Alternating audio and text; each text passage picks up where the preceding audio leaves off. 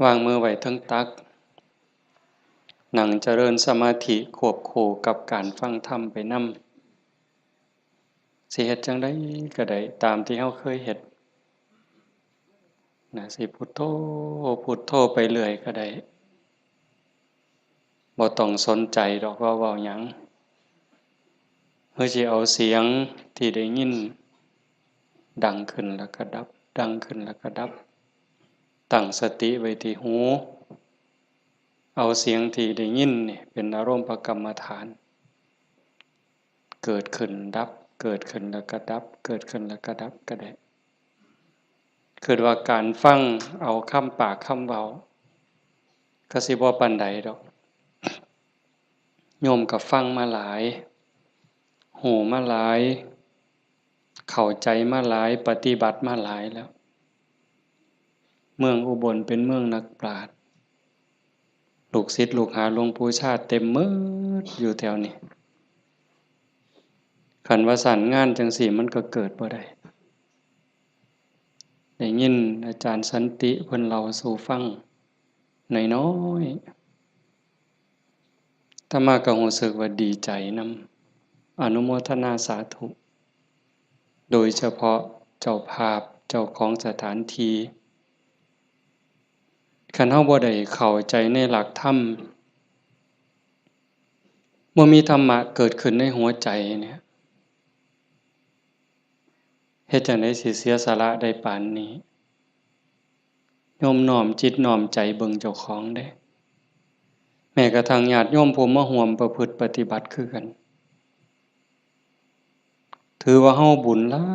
ยหลายคันบุญบ่หลายเนี่ยเฮาบ่ได้เกิดเป็นคนเป็นคนแล้วก็บ่ได้เป็นมนุษย์เพราะว่าคนกับมนุษย์มันคือแต่มันบ่คือก็คือเพียงแค่รูปร่างหน้าตากิริยาอาการคำปากคำเว้าแต่จิตใจความรู้สึกนึกคิดมันต่างเฮาได้เป็นมนุษย์พบพระพุทธศาสนาเกิดในบ้านในวัดในว่าในบ้านที่มีวัดมีว่ามีครูบาอาจารย์จูงใส่ศีลใส่ธรรมเฮาฟังหูเรื่องเฮาเข้าใจตั้งตนอยู่ในความบ่ประมาทกำลังดิ้นรนขนขวายหาที่พึ่งให้กับเจ้าของเฮากำลังหาที่พึ่งหาที่ยึดเหนี่ยวให้กับดวงใจเพราะว่าชีวิตเนี่ยมันประกอบด้วยสองอย่างอันหนึ่งกายอันหนึ่งใจร่างกายนี่ ก็อาศัยแรงบุญแรงบาปยังมีผสมประสานอยู่ในกระแสจิตก็จังได้มีโอกาสเกิดในโอกาสเกิดอาศัยท้องแม่แบ่งปันดินน้ำลมไฟมาเป็นเนื้อเป็นตัวถึงพ่อแม่สิแบ่งดินน้ำลมไฟเป็นเนื้อเป็นตัวเฮาแต่สิ่งที่ตกแต่งให้เฮาเป็นผู้หญิงให้เฮาเป็นผู้ชายเป็นคนขี้ร้ายเป็นคนงามเป็นคนโง่เป็นคนฉลาดเป็นคนทุกข์เป็นคนรวยอันนั้นขึ้นกับบุญเด้ขึ้นกับบุญกับบาปที่ได้เฮ็ดได้สร้างได้ทำไว้ตั้งแต่อดีตก่อน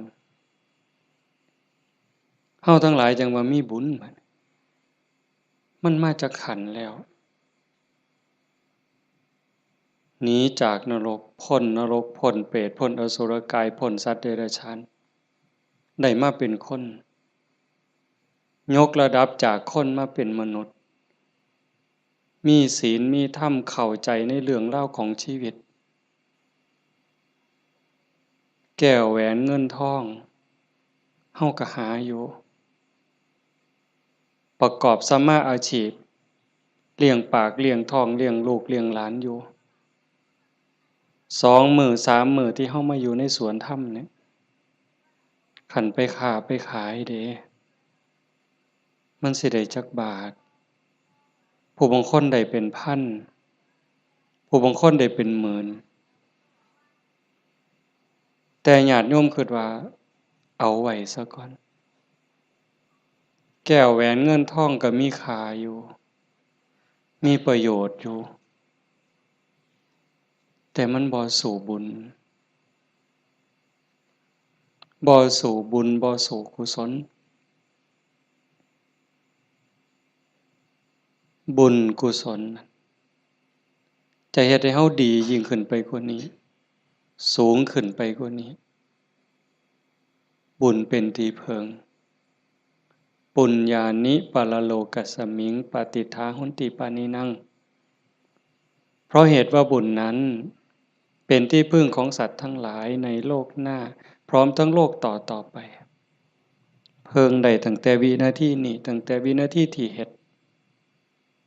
บุญก็เอากายเอาวาจาเอาใจนี่เฮ็ดบาปก็เอากายวาจาใจนี่เฮ็ดบาปเฮ็ดให้เกิดความทุกข์เกิดความเดือดร้อนคันแม่นเฮ็ดบาปดูๆเฮ็ดบาปบ่อยๆเฮ็ดบาปหลายๆถึงในขณะที่เฮ็ดมันสิม่วนมันสิสะใจก็ตามแต่จักมื้อหนึ่งเวลาหนึ่งมันจะเดือดร้อนในคราวที่มันลุ่มหลงมันก็บ่ย้านหยังดอกอย่างคนไปลักของเขาคนฆ่าเขาเนี่ยฆ่าสัตว์ลักทรัพย์ประพฤติผิดในกามล่วงเกินลูกหลานสามีภรรยาผู้อื่นนอกใจผัวเมียเจ้าของก็แล้วแต่ขี่ตัวใส่ร้ายป้ายสียุยงให้แตกร้าวสามัคคีตอนเฮ็ดตอนทำตอนกำลังมั่วเมาอยู่นี่ก็บ่ย้านหยังก็คิดว่ามันบ่มีผลแต่บัดฮอดเวลาหนึ่งมันจะเกิดความเศร้าหมองเกิดความย้านแต่มาว่าทุกคนเนี่ยแม่นสิปากคำเว้ายืนยันนักแน่นว่าบ่เชื่อดอกว่าบาปมีบุญมีชาติหน้าชาติก่อนนรกสวรรค์บ่มีดอกนั่นก็เว้าแต่ปากซ่อมเบิ่งโลดคันมีคนแนวนั้นอยู่ใกล้เฮาปากว่าบ่ย้านแต่ว่าใจส่วนลึกนี่มันยังมีอยู่วันๆอยู่คือกันบัดยามเจ็บยามไข้คือยามที่บาปกรรมมันตามทันตกทุกข์ได้ยากลำบากลำบนตอนนั้นสิกระวนกระวายเป็นทุกข์ตั้งแต่ยังมีชีวิตอยู่แต่คันคนที่เชื่อมั่นอยู่แล้วว่าบาปมีบุญมีชาติหน้าชาติก่อนนรกสวรรค์มีคันเผลอไปเฮ็ดบาปปั๊บด้วยความคิดไม่ออกนี่เคยเป็นคิดบ่ดีบ่งามกับพ่อกับแม่กับครูบาอาจารย์พระสงฆ์องค์เจ้าเพียงแค่ความคิดแวบนิดเดียวเศร้าหมองเดือดร้อนทันทีเห็นบ่บ่ได้โดนเลยเด้อากาลิโกเลยเด้เกิดทุกข์เกิดเดือดร้อนทันทีบาปคือความทุกข์คือความเดือดร้อนในปัจจุบันส่งผลไปเรื่อยๆเรื่อยๆคันกำลังบาปมันแห้งมันยังส่งผลอยู่เจ็บไข้ใกล้ล้มใกล้ตายมันก็หลอกหลอนพาจิตตกไปสู่อบายหนักสุดลงสู่นรกเบาลงมาเป็นเปรตอสุรกายเบาอีกเป็นสัตว์เดรัจฉานใส่บาปใส่กรรมอยู่นั่นเบาบางแล้วเมิดเวลากลับมาเกิดเป็นคนอีกเถื่อเศษบาปตามมาพิการหูหนวกตั้งแต่เกิดผู้บางคนตาบอดตั้งแต่เกิดผู้บางคนอวัยวะบ่สมส่วนผู้บางคนอวัยวะครบคือหมูตีนครบมือครบแข้งขาครบแต่ว่าขี้ร้ายโยมว่ามันถูกซ้ำใดเห็นหมู่เขางามเจ้าของก็นั่งเศร้าส่องกระจกยามใดจะแม่นอุกจะแม่นอัง ลังเถือก็หน้าตาดีดีแต่พิการมันมีแนวเฮ็ดให้กลุ่มใจทุกข์ใจอยู่หั่นบ้านเมืองเขามีมือ10 นิ้วนิ้วมือ10 นิ้วเจ้าของเพิ่นมี9เป็นตาอยู่บ่บัดนี้ไหว้พระยามใดก็จักสิเสี่ยงจักสิเฮ็ดจั่งใดขาดก็บ่ดีคันเกินมา11 นิ้วแล้วบัดนี้สิ่งเหล่านี้เป็นผลของบาปที่ตามมาเล็กๆนะ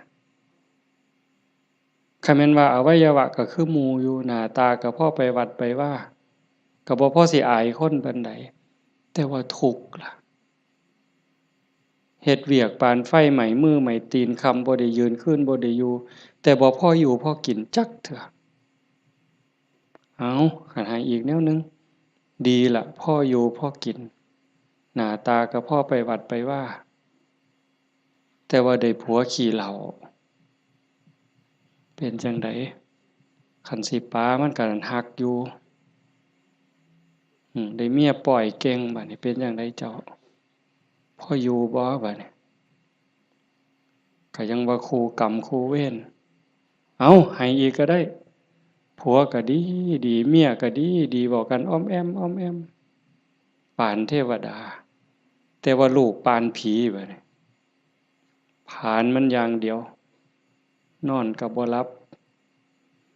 กลางเว้นก็เป็นทุกข์กลางคืนก็เป็นทุกข์คิดยากแต่น้ำลูกลูกชายก็พอแห้งแล้วลูกสาวก็พอแห้งแล้วนั่นคือผลบาปแต่บุญล่ะบุญเป็นสื่อของความสุขเป็นสื่อของความดีความงามนำมาซึ่งความเจริญในขณะที่เฮ็ดปั๊บเฮ็ดบาปก็เอากายวาจาใจเฮ็ดบุญก็เอากายเอาวาจาใจนี่เฮ็ดแต่ว่าบุญเฮ็ดแล้วมีความสุขบ่ต้องรอชาติหน้ายังไม่ออกมาในสวนธรรมกราบพระปั๊บบ่แม่นกราบตามธรรมเนียมเนี่ยกราบด้วยความเข้าใจว่าเฮากราบพระรัตนตรัยพระพุทธเจ้าพระธรรมพระสงฆ์พระพุทธะนี่อยู่ในใจกราบลงไปโดยสำนึกขึ้นขององค์สมเด็จพระบรมศาสดามันเกิดความอิ่มใจเกิดปีติ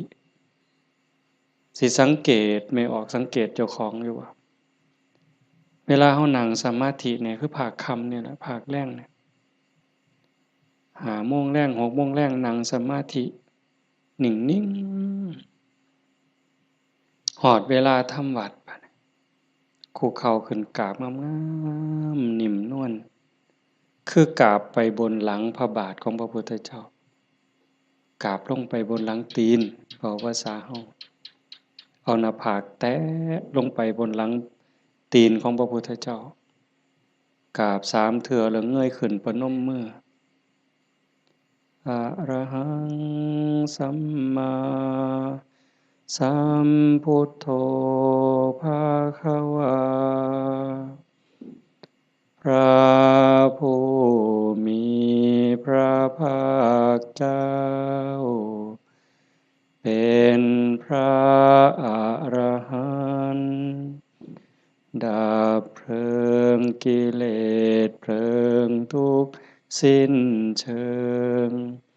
ตรัสรู้ชอบได้โดย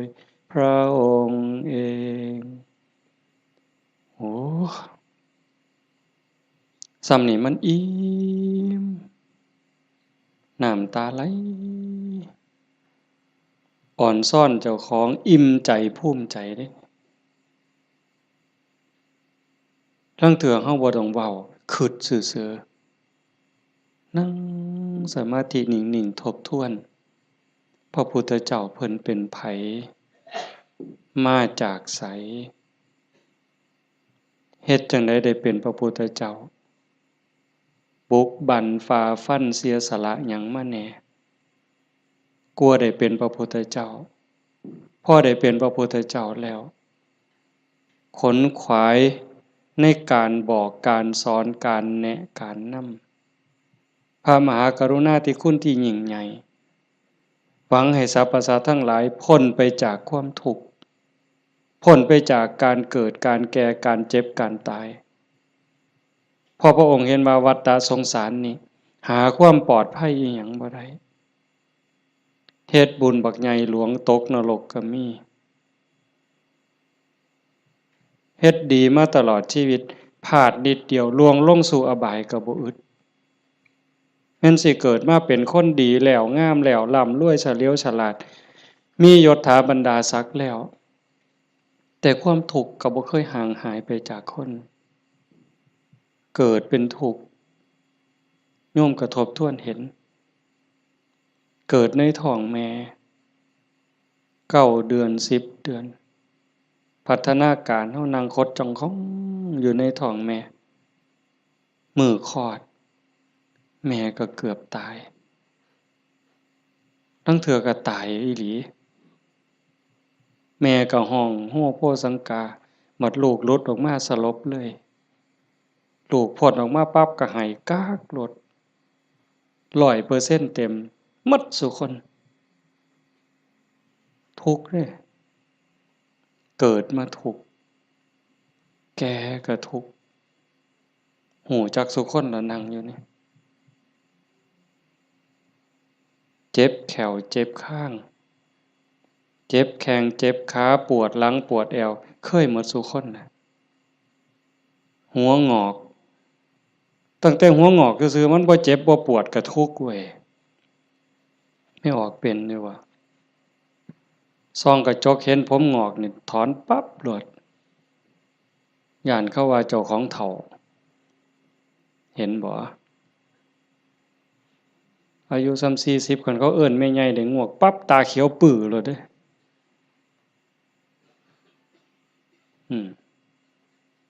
แต่คันอายุ60เขาเอิ้นน้าสาว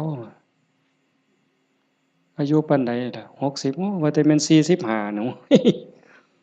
กินฮอดข้าวมาเลยเป็นบ้าเด้นี่ดีใจอะเห็นบ่เฒ่าก็เป็นทุกข์เจ็บก็เป็นทุกข์ตายล่ะคนตายตอนมันตายแล้วมันบ่ทุกข์ดอกร่างกายหั่นแต่ว่าความรู้สึกนึกคิดน่ะมันหั้นย้านตอนบ่ทันตายนี่มันย้านเป็นหยังจังย้านคันคำถามแนวนี้เป็นหยังจังย้านตายบ่มั่นใจในเจ้าของเอ้าที่จริงคันเฮาเฮ็ดบุญเฮ็ดกุศลสร้างคุณงามความดีไว้เพียงพอมันสิย้านเฮ็ดหยังอาตมาคือกันอาตมาย้านตายไม่ออกยังย้านตายอาตมาย้านอาตมาตกนรกนี่หม้องมันแม่นอีหลีบัดนี้คันว่าตายปั๊บอาตมาจะไปเกิดเป็นเทวดามีสวรรค์วิมานกว้างใหญ่มีบริวารล้อมหน้าล้อมหลังมีทิพย์หมดเฮาสิไปเกิดเป็นพรหมจังซี่สิไปย้านเฮ็ดหยังบัดนี้ก็ซ้ำเฮาสิหนีจากบ่วควายนอนจักขี้ตมจักขี้งัวขี้ควายไปขึ้นปราสาท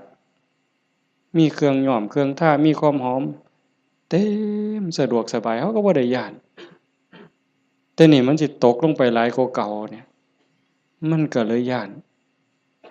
แม่นคือบ่อาตมาบ่ฮู้ดอกโยมก็คิดเอาเองว่าโยมย้านคืออาตมาบ่ตายมันทุกข์ลางเทื่อก่อนตายเนี่ยญาติโยมนี่คนประพฤติปฏิบัติธรรมไปร่วมงานศพดูๆไปเยี่ยมคนป่วยบ่อยๆนี่ได้น้อมธรรมเข้ามาใส่ตนส่ำใดเห็นคนเจ็บคนป่วยทรมานโอ้ยบัดฮอดคราวเจ้าของสิเป็นจั่งใดน้อคิดดูเพราะว่าพระพุทธเจ้าเพิ่นบอกว่าโอปัญญิโกควรน้อมเข้ามาใส่ตนเลือกได้อยู่บ่ล่ะโยมโอ้ยผู้ข้าสิเลือกเอาตายด้วยโรคอันนี้ดอกสิเอาไหลตายดอกเอ้าง่ายที่สุดแล้วเด้นี่เอาวะ กินข้าวอิ่มๆกับลูกกับผัวกับเมียแล้วนอนหลับแล้วตายไปเลยนี่ง่ายที่สุดเหรอเอาบ่ยังบ่ทันหันเอาอยู่เด้นี่ขนาดวิธีที่ดีที่สุดสบายที่สุดล่ะเด้ขันไปเว้าถึงพวกเจาะข้อเอาหายใจบ่ได้เจาะข้อเพราะท่านก็ป้อนอาหารทางสายยางเจาะสวงเอาเงี้ยวออกบัดนี้เอาเลือดก็ใส่ทั้งแขนข้างนึงน้ำเกลือก็ใส่แขนข้างนึงออกซิเจนงุ่มดังอีกเจาะสวงเอาน้ำออกบัดนี้อุ้ยผู้ใดคิดว่าเจ้าของสิบ่ถูกแนวนั้นแน่อยู่นี่ยกมือขึ้นเบิ่งบ่มีหลักประกันหยังเลยพระพุทธเจ้าเป็นผู้มีพระมหากรุณาธิคุณคิดเห็นบุญคุณของพระองค์เที่ยวบอกเที่ยวสอนจากป่าสู่ป่าจากเขาสู่เขาจากกระท่อมของคนขอทานฮอดปราสาทราชวังของพระราชามหากษัตริย์คิดเห็นบุญคุณของพระองค์จังซี่เฮาได้มาเฮ็ดนำทำตามมันเป็นบุญแน่ๆคิดพ้อคิดเห็นนั่งสมาธิพิจารณาไปเกิดอิ่มใจพอใจสุขใจเดียวนี้คิดเบิ่งเจ้าของมันถึงสิเกิดบ้านนอกคอกหน้าบ้านป่าขาดอนบ่ร่ำรวยเป็นแสนเป็นล้านคือเพิ่นแต่ว่าเฮามีวัดมีครูบาอาจารย์มีพี่มีน้องที่รักศีลรักธรรมเฮามีสัมมาทิฏฐิมีความเห็นถูกเห็นตรงตามคำสอนพระพุทธเจ้าอย่างน้อยๆนี่เชื่อว่าบาปมีบุญมีชาติหน้าชาติก่อนนรกสวรรค์มีเฮ็ดดีก็ย่อมได้รับผลดีเฮ็ดชั่วก็ย่อมได้รับผลชั่วพระพุทธศาสนาสอนเรื่องเหตุเรื่องปัจจัยเพราะสิ่งนี้มีสิ่งนี้จึงมีหว่านพืชจังไดก็ได้ผลจังซั่นอ่อนซ่อนเจ้าของภูมิใจในเจ้าของแม่นสิเกิดบ้านนอกคอกหน้าทุกข์ยากปากหมองบ่ร่ำบ่รวยบ่สวยบ่งามแต่เฮามีโอกาสได้เข้าวัดได้มีโอกาสปฏิบัติธรรมเป็นผู้บ่ประมาทได้ยินเสียงปากเสียงเว้าของครูบาอาจารย์น้อมนำลงสู่การประพฤติปฏิบัติซ้ำนี่เฮาก็พอแห้งอะนี่โยมเป็นบุญล่ะเด้นี่เกิดปีติเกิดความอิ่มใจแล้วก็ตั้งตนในความบ่ประมาทอีกอันนี้หมายถึงบุญเฮ็ดปั๊บก็เกิดความสุขใจอิ่มใจปั๊บขันเฮ็ดเรื่อยๆเฮ็ดบ่อยๆเฮ็ดดูๆจิตนึกตั้งแต่ถึงคุณงามความดีบัดเจ็บบัดป่วยบัดไข้บัดหนาวบัดสิล้มสิตายนิมิตที่มันดีมันงามนำพาดวงจิตดับปุ๊บไปสู่สุคติขันมันเฮ็ดดูอันนี้หมายถึงดีเด้ให้ท่านรักษาศีลเจริญภาวนาเลี้ยงพ่อเลี้ยงแม่เขาวัดเขาว่าสร้างน้ำทำบุญมีจิตเอื้อเฟื้อเกื้อกูลนะขันมันเฮ็ดดูบ่อยๆจิตมันเที่ยวทางนี้ดูอั่นดอกมันก็ง่ายต่อการสิเกิดสิ่งเหล่านี้ในการจูงจิตไปสู่สุคติดับปุ๊บก็ไปสู่สวรรค์ไปสู่พรหมเอิ้นว่าไปสู่สุคติใส่บุญใส่กุศลไปจนหมดแห้งของบุญของบาปของบุญของกุศลส่วนนั้นหมดเวลา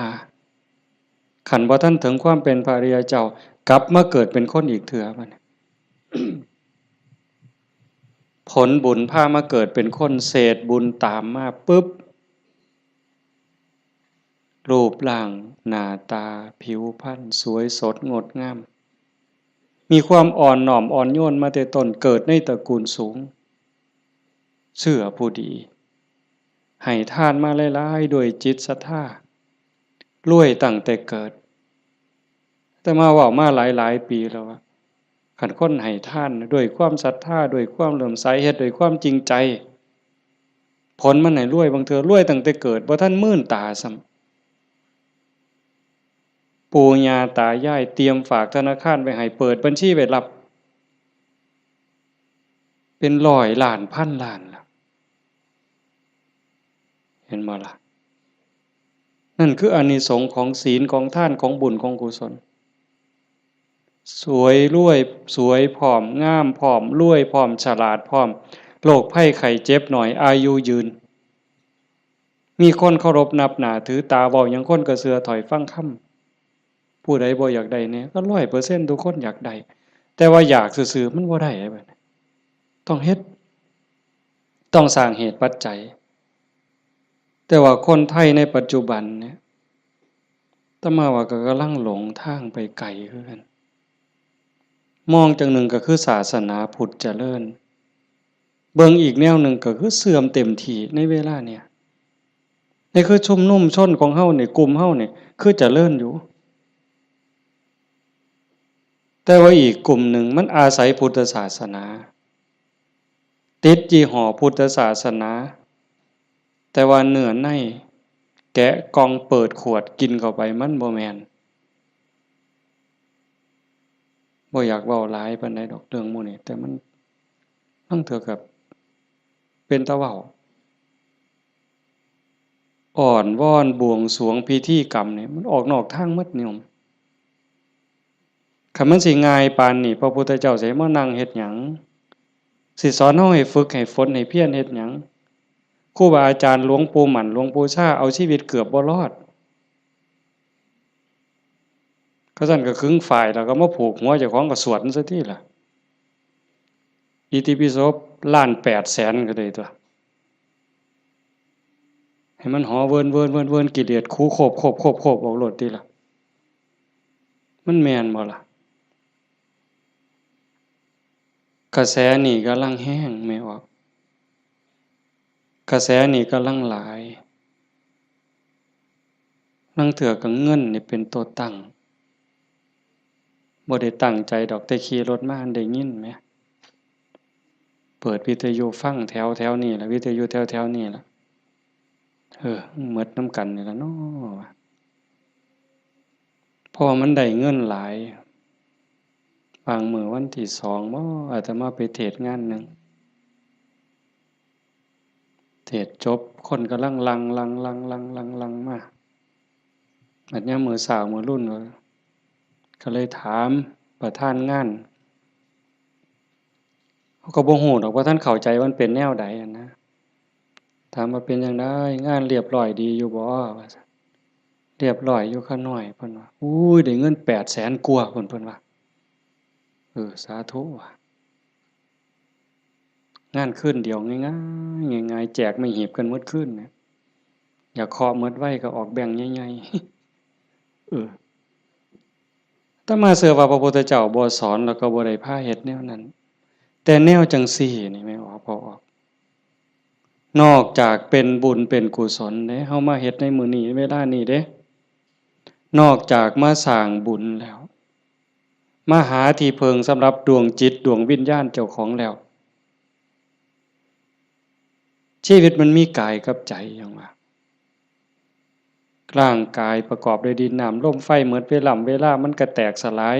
ดินขึ้นดินน้ำขึ้นน้ำลมขึ้นลมไฟขึ้นไฟแต่กระแสจิตกระแสใจกระแสวิญญาณเดินทางต่อหอบบุญหอบบาปไปขันดวงจิตดวงใจดวงใดได้รับการพัฒนานอกจากบุญแล้วพัฒนาคือมันเฮ็ดให้เกิดให้มียกระดับเจ้าของสูงขึ้นจากอำนาจการบีบคั้นกดขี่ข่มเหงของกิเลสคือความโลภความโกรธความหลงจิตดวงนั้นเบายิ่งเบายิ่งละเอียดยิ่งสูงใกล้พระพุทธเจ้าไปเรื่อยๆเรื่อยๆเรื่อยๆขันใจต่ำก็หมายความว่ากิเลสถมมันหลายใจสูงกิเลสติดหน่อยขันสูงที่สุดกิเลสเกาะบ่ได้ก็เป็นอิสระจากกิเลสไปเข้ามาเดินจงกรมมานั่งสมาธิสวดมนต์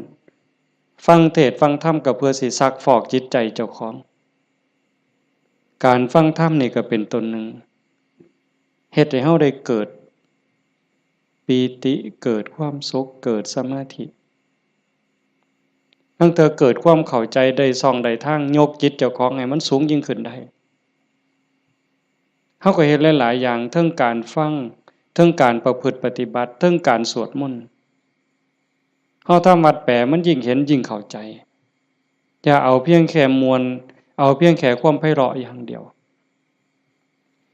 เฮาสวดซ่าๆเฮามีโอกาสพินิจพิจารณาถึงความหมายที่เฮากล่าวออกไปแต่ละค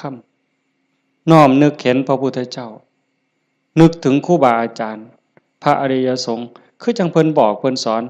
อ่านไปนำสวดไปนำพิจารณาหาเหตุหาผลหาความหมายนำมันจะได้เข้าใจยิ่งขึ้นคันเฮาคิดจังสี่คือโยมพอออกผู้เป็นเจ้าภาพนี่เป็นตะเงิดคนอีหลีเด้อาตมาเห็นอาจจะเห็นมาหลายแต่จื้อได้นี่เป็นรายที่สองผู้หนึ่งโยมเพื่อสังขะจังหวัดสุรินทร์เฮ็ดแรกๆเนี่ยเฮ็ดเป็นรีสอร์ทเฮ็ดสวนนี่เป็นรีสอร์ทมีบ้านพักเอาไปเอามาไปปฏิบัติธรรมดูเขาก็คือสิบ่ต่างกับเจ้าภาพเฮาใจตกลงไปในกระแสธรรมหักศีลหักธรรมมั่นใจแล้วว่าอันใดสิเป็นที่เพิงของชีวิตอันใดสิเป็นสมบัติควรสิถือออกจากโลกนี้ก็ค่อยๆเปลี่ยนบัดจากรีสอร์ทจากบ้านพักนัดพี่นัดน้องไปร่วมปฏิบัติจากกลุ่มก่อนเล็กๆจัดประกาศงานบักใหญ่มีงานปฏิบัติธรรมมาหลายปีตั้งสถานีวิทยุคือกันเลย2 ปีที่ผ่านมาหลังเนี่ยจัดงานปริวาสโยมได้นี่ไม่ออกได้นี่เอาสวนเจ้าของจัดเป็นงานปฏิบัติธรรมนิมนต์พระมาเข้าอยู่ปริวาสกรรมญาติโยมไม่ออกชาวบ้านก็มาร่วมปฏิบัตินำกับพ่อๆกันนี่แหละครับเฮาแต่เพิ่นก็มีพระเสริมเข้ามานี่คือมั่นใจแล้วว่าสิ่งที่สิถือออกจากโลกนี้นอกจากบุญกุศลคุณงามความดียังมีโอกาสได้คัดเกลาจิตใจยกระดับจิตวิญญาณเจ้าของให้สูงขึ้นให้มันสูงขึ้นจากอำนาจของความโลภความโกรธความหลงความอิจฉาริษยาอาฆาตพยาบาทจองเวรหน่อยเนื้อต่ำใจบุญยังบ่ทันปลอดภัยปานใดเลยดีอยู่แต่บ่ทันปลอดภัยเพราะว่าคำสอนของศาสนาญาติโยมก็ได้ยินอยู่แล้วหลายๆมื้อเฮาก็ทำวัดอยู่ประจำละชั่วประพฤติดีเห็นบ่ละชั่วประพฤติดีทำจิตให้บริสุทธิ์ตัวจิตบริสุทธิ์นี่จึงเป็นพุทธศาสนาละชั่วมาเฮ็ดดีนี่มันยังบ่ทันฮอดพุทธศาสนาแต่มันเป็นหลักสากลของโลกของจักรวาลผู้ใดเขาก็สอนกันแบบนี้ญาติโยมก็ลองพิจารณาว่าชีวิตเฮาที่เหลืออยู่เนี่ยเฮาสิเฮ็ดจังไดจังสิใกล้พระพุทธเจ้าใกล้หลักธรรมเข้าไปที่สุดจากชั่วมาถึงดีจากดีไปถึงว่างจากชั่วมาถึงดีจากดีไปถึงว่างตัวทางสายกลางเนี่ยเฮาเดินจงกรมเฮานั่งสมาธิแน่ๆแล้วว่าเฮานั่งเอาบุญแต่ว่าเหนือกว่านั้นเด้การพัฒนาการยกระดับจิตโยมก็ต้องเบิ่งนำเพราะว่าธรรมะคำสั่งสอนของพระพุทธเจ้ามันปฏิบัติได้บ่จำกัดการสวากขาโตภควตาธัมโมพระธรรมเป็นสิ่งที่พระผู้มีพระภาคเจ้าตรัสไว้ดีแล้วเฮาสวดมนต์ว่าจังซี่ ดีนี่หมายความว่าจังไดดีก็หมายความว่าบ่ชั่วตอบแบบพี่บ่าเว้าเด้ดีคือบ่ชั่วแต่ในความหมายนั้นดีแล้วหมายความว่าบ่ขาดพระพุทธเจ้าสอนไว้ตรัสไว้บ่ขาดแล้วก็บ่เกินพอดีพอดีสำหรับการดับทุกข์สำหรับการสร้างบุญสร้างกุศลสร้างประโยชน์กับส่วนรวมแล้วพอดีสำหรับการดับทุกข์บ่ต้องเติมเข้าไปอีกแล้วก็บ่ต้องเอาออกคำสอนเนี่ยบ่ต้องเอามาเติมคันพวกมาเติมกลายเป็นสัตว์ทำปฏิรูปเป็นของปลอมไปมองศาสนาสิฟั่นเฟื่อนมองเฮาสิหลงทางเสียเวลาของชีวิตเฮ็ดไปก็เสียเงินเปล่าเสียเวลาเปล่านั่นคือมันเป็นสัตว์ทำปฏิรูปเป็นของเกินเป็นของไร้สาระแต่ว่าตื่มเข้ามายัดใส่พระโอษฐ์ของพระองค์ว่าอันนี้พระพุทธเจ้าตรัสนี่คือเหตุการณ์หลายๆอย่างอยู่ในเวลานี่ในสังคมชาวพุทธเฮาบ่ขาดแล้วก็บ่เกินสวากขาโตภควตาธัมโมพระธรรมเป็นสิ่งที่พระผู้มีพระภาคเจ้าตรัสไว้ง่ายแล้ว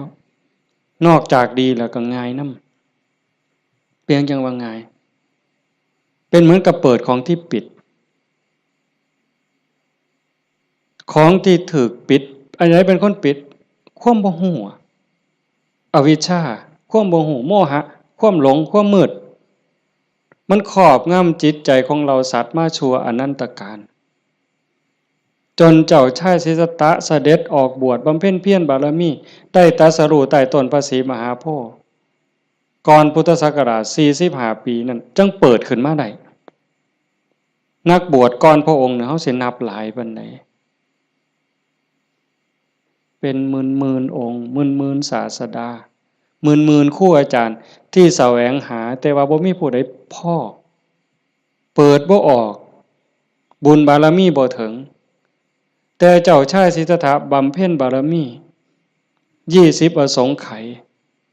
กำไรแสนมหากัปบารมีเต็มเปี่ยมจังสามารถเปิดของที่ปิดหงายของที่คว่ำจุดแสงสว่างในที่มืดบอกทางแก่คนหลงทางนี่คือคำสอนของพระพุทธเจ้าเด้เปิดของที่ปิดหงายของที่คว่ำบอกทางแก่คนหลงทางจุดแสงสว่างในที่มืดก็จังว่าตรัสไว้ง่ายแล้วธรรมมันอันมีส่วนขี้ริ้วพระองค์เฉือนออกหมดสิ้นแล้วตัวใดมันเฟือมันฝุ่มเฟื่อยเป็นเรื่องไร้สาระเฮ็ดให้เสียเวลาพระองค์ปาดออกเฉือนออกหมด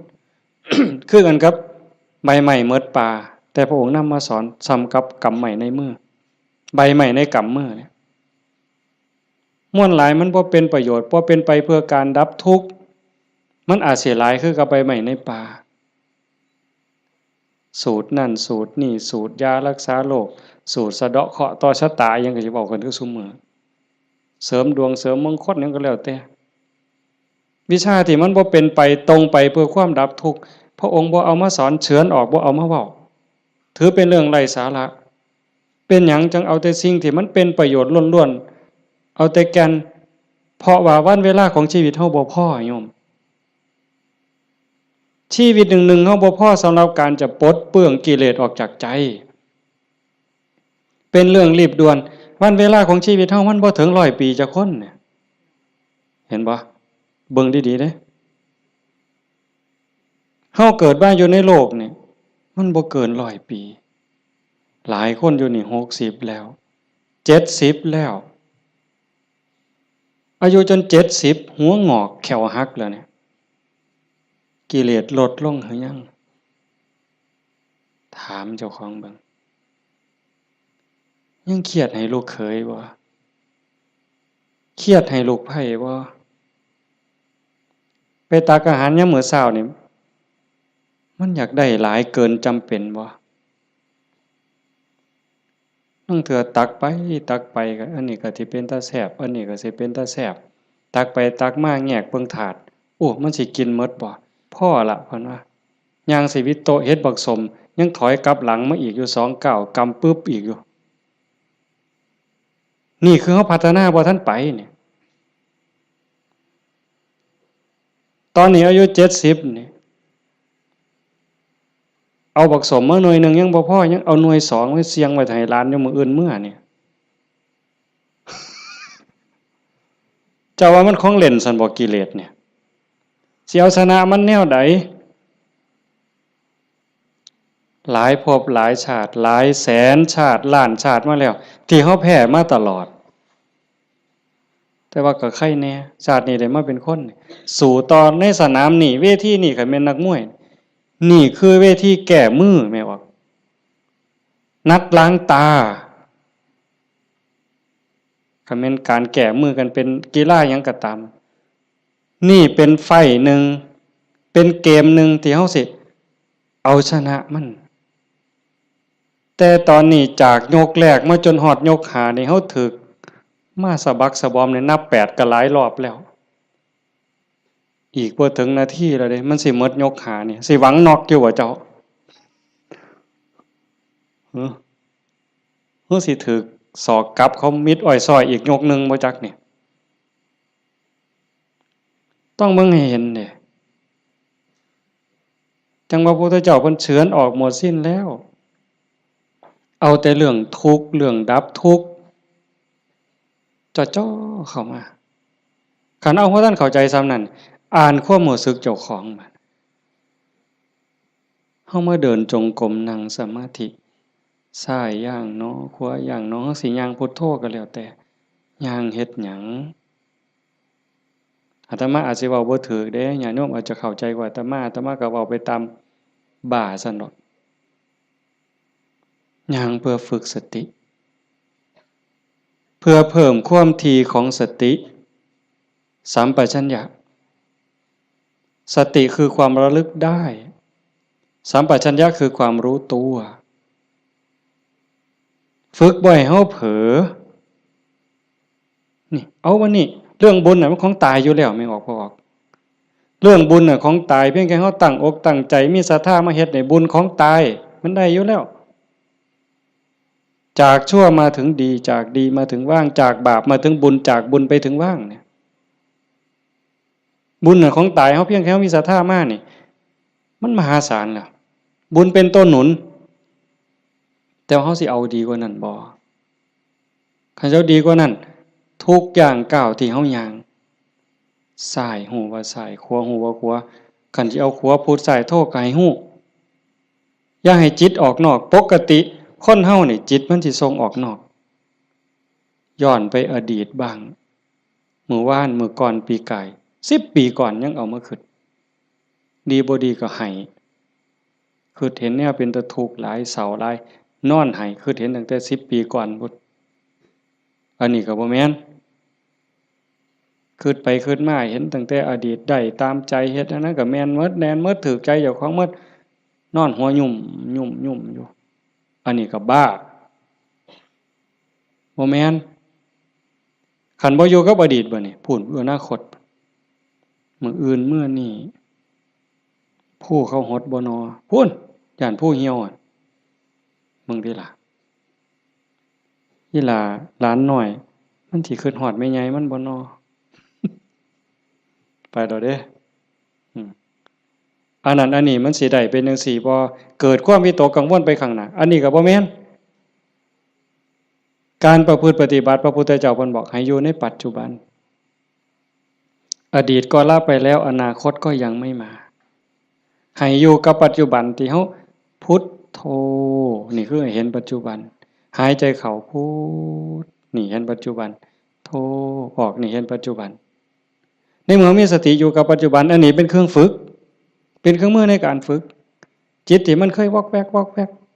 ไปอดีตแน่อนาคตแน่บ่นิ่งแน่เพราะเฮาจับไว้กับอารมณ์พระกรรมฐานผู้บางคนก็ท้องพองท้องยุบหนอพองหนอพุทโธคือลมหายใจซื่อๆเอามันมาจับไว้นี่จิตมันก็ค่อยนิ่งเข้าคันเฮาบ่ลดละความเพียรคันจะเว้าถึงสติเป็นคือกับหัวสติเตสังนิวารนังสติเป็นเครื่องกั้น กั้นหยังกั้นกิเลสกั้นกิเลสคือความเศร้าหมองคือความมืดความเศร้าหมองแห่งจิตแห่งใจบ่ให้มันมาท่วมทับจิตก็คือฝึกจังซี่คันสมมุติว่าสติเป็นเครื่องหัวเป็นหลักหัวมื้อหนึ่งคือฮอดพุทโธเทื่อหนึ่งขาดบ่เนี่ยหมดมื้อคือฮอดพุทโธได้เทื่อหนึ่ง2เทื่อ10เทื่อ100เทื่อก็ยังว่าห่างคันมันเป็นหลักหัวนี่ลมฮอดสร้างคันสมมุติว่าเฮ็ดไร่เฮ็ดนานี่บ่ว่าแต่งัวเขาสิมากินดอกควายสิมากินดอกลมฮอดสร้างหัวมันห่างแม่นแหมมื้อนี้เฮาฝึกดูๆมาเพียรปฏิบัตินี่ฝังหลักที่เขาแต่ก่อนมันห่างเป็น2-3 เมตรสร้างเขาได้มื้อนี้ปักเขาไปกลางกึบเหลืออยู่เม็ดครึ่งสร้างเขาบ่ล้มเด้แต่ว่าควายเขาได้เด้ฝึกเข้าไปอีกเพียรไปอีกพยายามเข้าไปอีกฝักกึบเข้าไปอีกจากเม็ดครึ่งเหลือ75เส้นจบควายเขาบ่ได้งัวเขาบ่ได้แต่ว่าหมูอาจสิเขาได้เด้ดุดมุนเลยเสียบเข้ากลางกึบเหลือ30กว่าเส้นหมูเขาบ่ได้แต่หมาเขาได้บัดนี้เพี้ยนเข้าไปอีกสับเข้ากลางจาก30กว่าเหลืออยู่20 15ขึ้นไปหา20เสียบเข้าไปอีกเหลืออยู่10กว่าเส้นบัดนี้แล้วไก่ก็เขาบ่ได้เสียบเข้าไปอีกไก่เขาบ่ได้กบอาจสิเขาได้ที่เขาอีกกบเขาบ่ได้เขียดโม่เขาได้ที่เขาอีกเขียดโม่เขาบ่ได้เขาได้แต่เขียดแค่หน้าสติเฮาคือกันสติสัมปชัญญะฝึกบ่อยๆฝึกดูๆเห็นดูๆหูดูๆมันก็จะเป็นความชำนิชำนาญความระลึกรู้ระลึกเห็นบ่อยๆเกิดขึ้นอยู่ในปัจจุบันบ่อยๆบ่ได้แวบไปสู่อดีตบ่ได้แวบไปสู่อนาคตเกิดความตั้งมั่นเกิดความมั่นคงสติสัมปชัญญะสมาธิ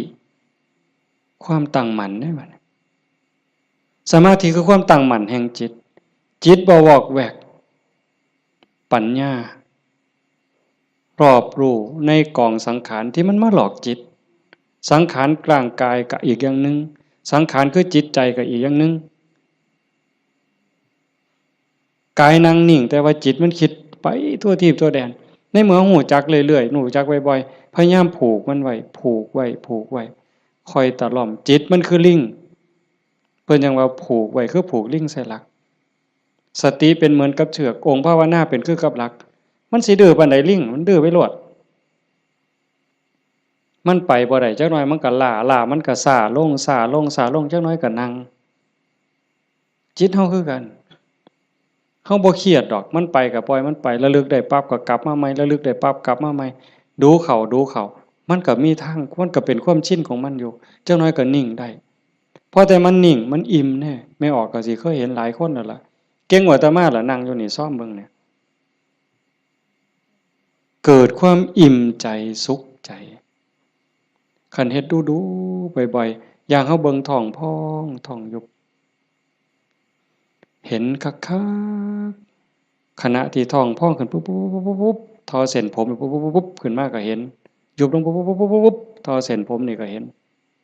หายใจเข้าหายใจออกคือกันในนี่มันก็มีการเกิดดับเห็นอยู่ในหมดเห็นจังซั่นปั๊บเกิดปีติเกิดความสุขเกิดอิ่มใจอันนี้เล็กๆดอกของเล่นน้อย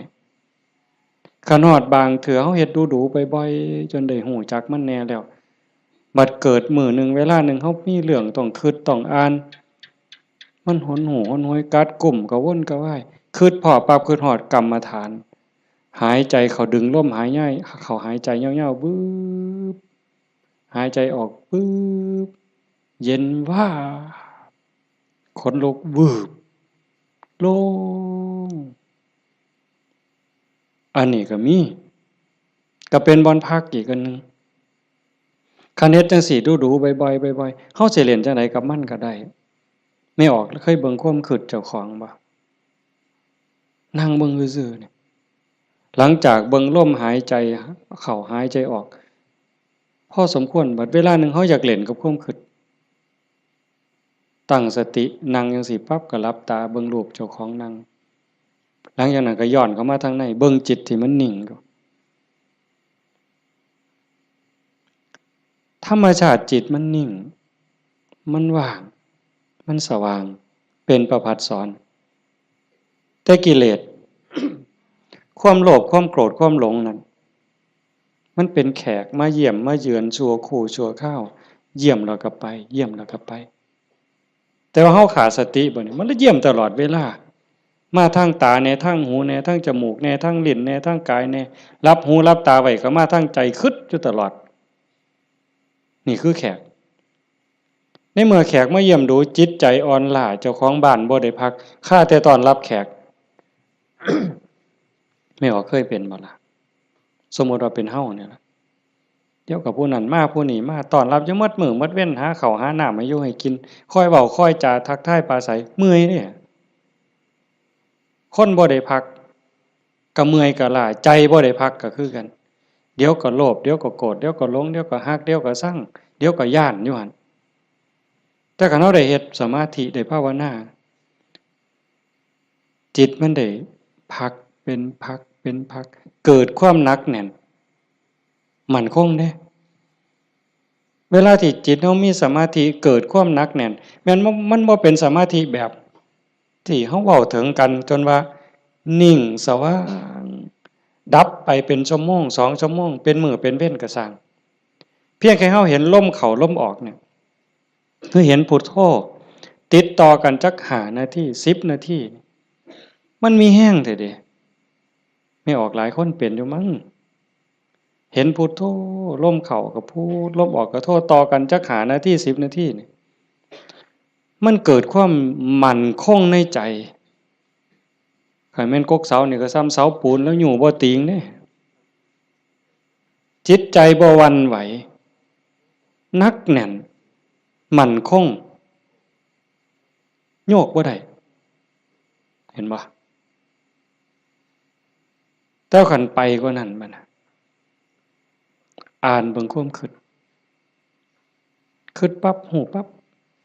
คิดปั๊บฮู้ปั๊บคิดปั๊บฮู้ปั๊บเฮานั่งจังซี่คือกันไม่ออกคันสมมุติว่าเฮาพุทโธพุทโธแล้วมันมักคิดเอาแนวใหม่เอ้ามึงคิดกูสิเบิ่งบัดนี้บ่พุทโธแล้วเซาพุทโธ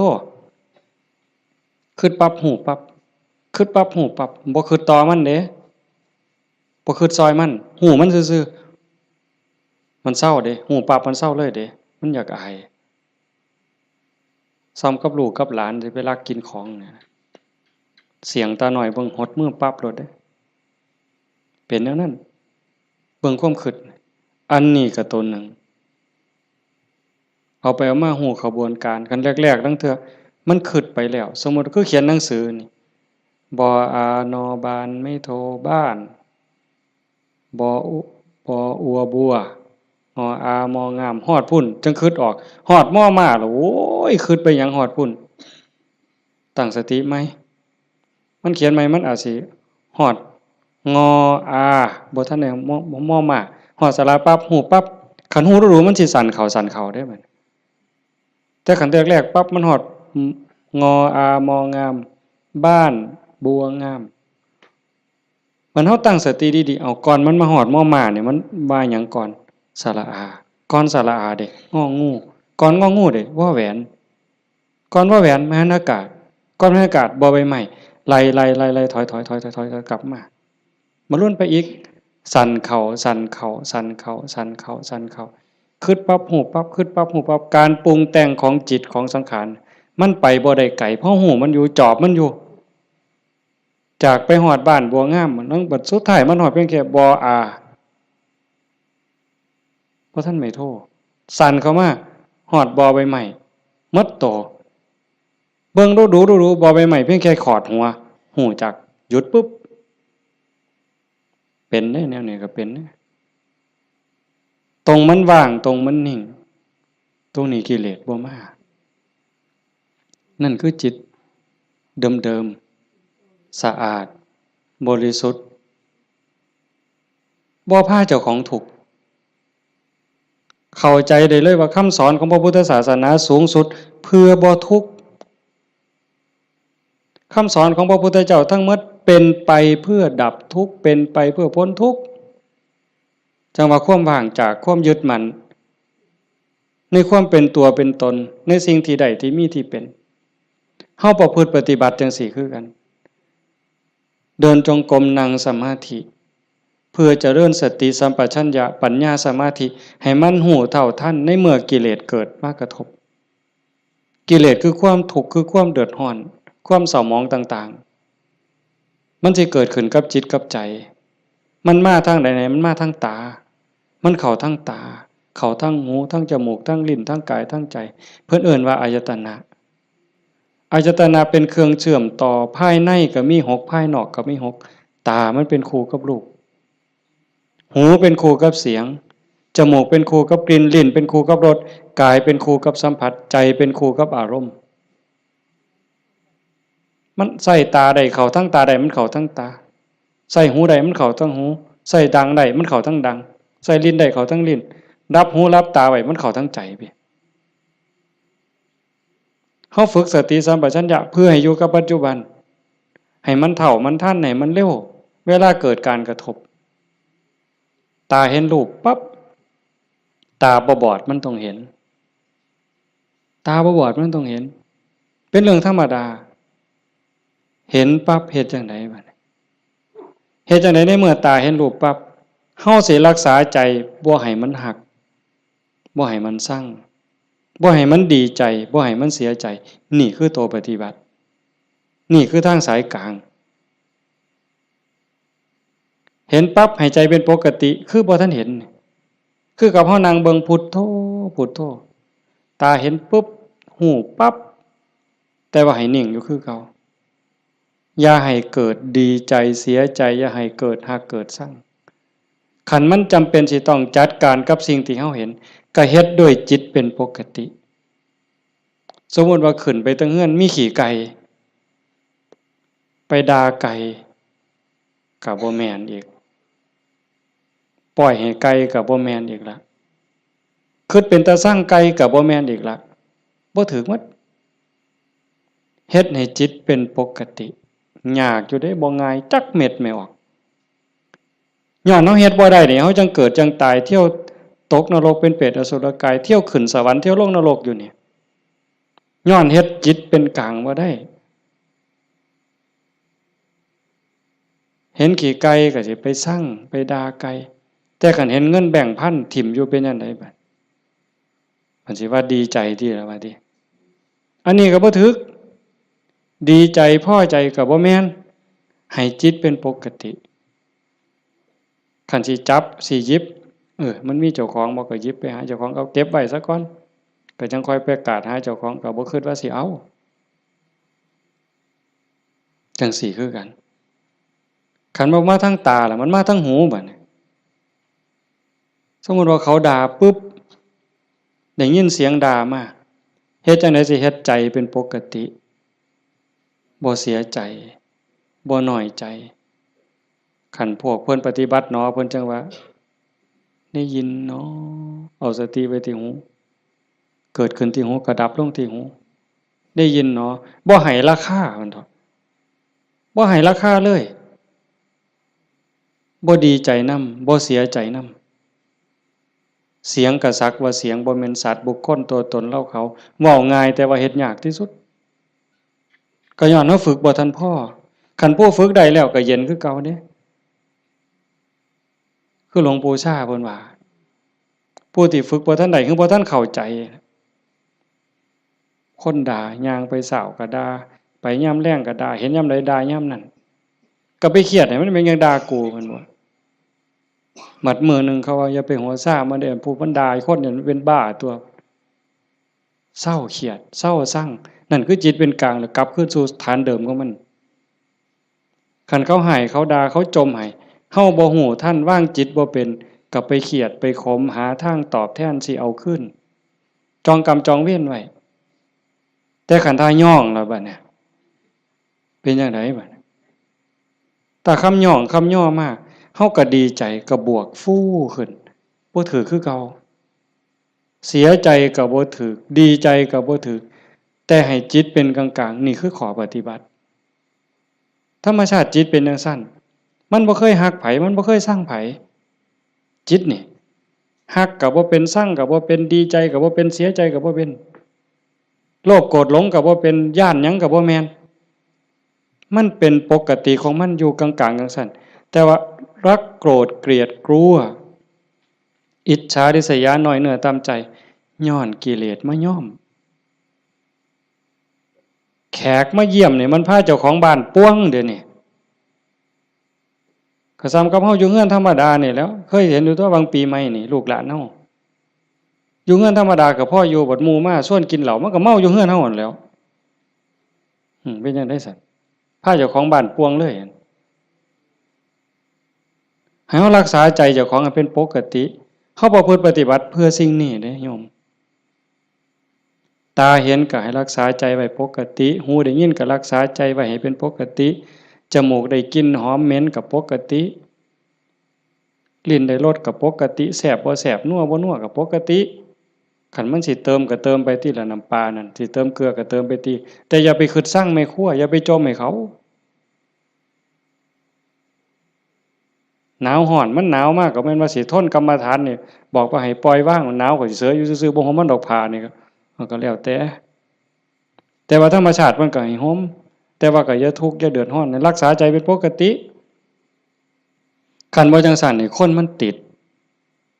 ชั่วก็ติดได้ไม่ออกดีก็ติดชั่วก็ติดแม่นบ่หมู่เจ้าว่าเฮาไผสิเถียงสมมุติว่าตาเนี่ยมันก็บ่แม่นว่ามันสิมักแต่ของถูกใจมันเด้บ่แม่นแต่สิถูกตาแล้วมักเบิ่งเด้สมมุติว่าเห็นผู้สาวเห็นผู้บ่าวเห็นคนงามที่เฮาพอใจ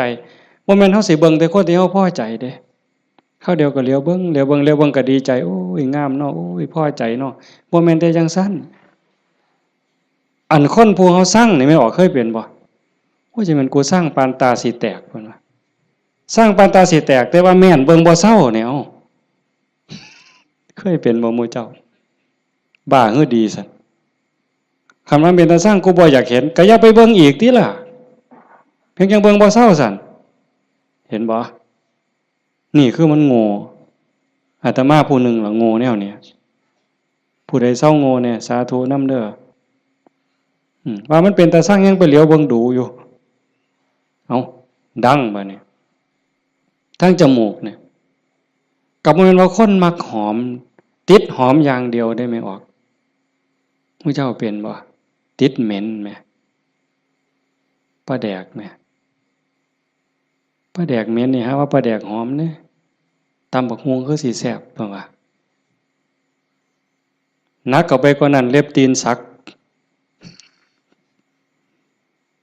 โอ้ยบ้าหือดีกิ่มเล็บตีนสักออกมาเหม็นๆแทนที่สิทิ่มนะดมเว้ยดมเทื่อนึงก็บ่ว่าเด้ดมเทื่อสองบ่แล้วแงกหน้าแงกหลังมีผู้เห็นกูบ่เนาะเพิ่นว่า